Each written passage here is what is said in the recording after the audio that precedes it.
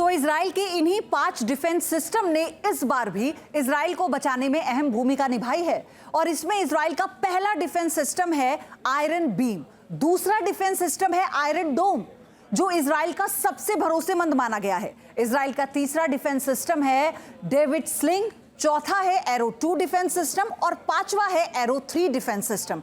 ये सबसे एडवांस माना गया है।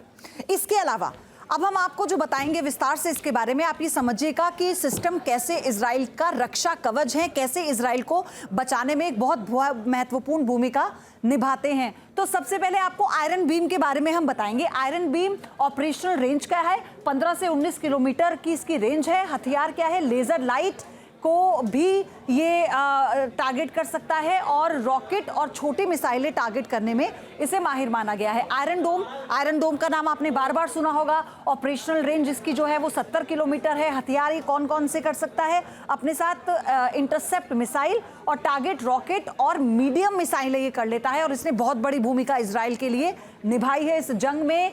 डेविड स्लिंग, ये ऑपरेशनल इसकी जो रेंज है 150 से लेकर 250 किलोमीटर है। कौन सा हथियार ये इसे कहा जा सकता है? ये है इंटरसेप्ट मिसाइल है।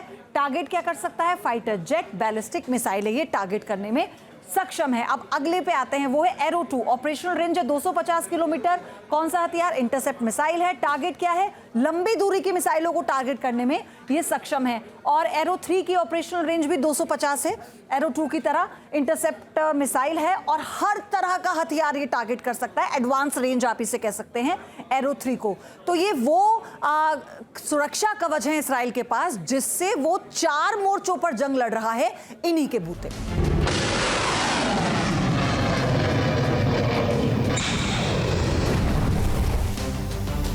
जानकार मानते हैं कि इजराइल की सुरक्षा सिर्फ इन 5 सिस्टम के भरोसे नहीं है, बल्कि अमेरिका ने भी उसे अपना सुरक्षा चक्र दे रखा है।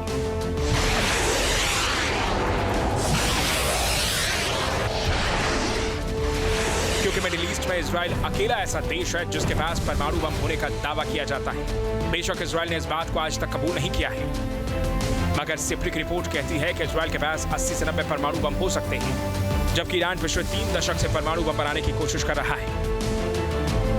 यानी ईरान का एक सूत्रीय एजेंडा है कि मिडिल ईस्ट में अगर उसके पास परमाणु बम नहीं है तो फिर किसी के पास भी नहीं होना चाहिए। अमेरिका को यही डर हमेशा सताता रहा है कि कहीं 2000 किलोमीटर तक मार करने वाली उसकी मिसाइलें इजराइल की न्यूक्लियर साइट पर हमला न कर दें।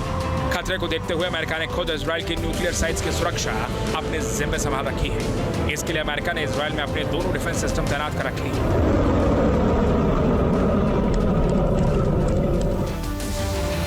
इसमें पहला है पेट्रियट डिफेंस सिस्टम, जिसे दुनिया का सबसे भरोसेमंद और पुराना डिफेंस सिस्टम माना जाता है, जबकि दूसरा है अमेरिका का ही थार्ड सिस्टम, जो अमेरिका का सबसे एडवांस और दमदार डिफेंस सिस्टम है। इसके सक्सेस रेट को देखते हुए अमेरिका ने मिडिल ईस्ट में दांव पर लगा दिया है। Iran launched a large-scale attack of over 180 ballistic missiles directly from Iranian soil at the state of Israel. There were a small number of hits in the center of Israel and some other hits in the southern Israel. The majority of the incoming missiles were intercepted by Israel and a defensive coalition led by the United States. Our operational plans are ready. We will respond wherever, whenever, and however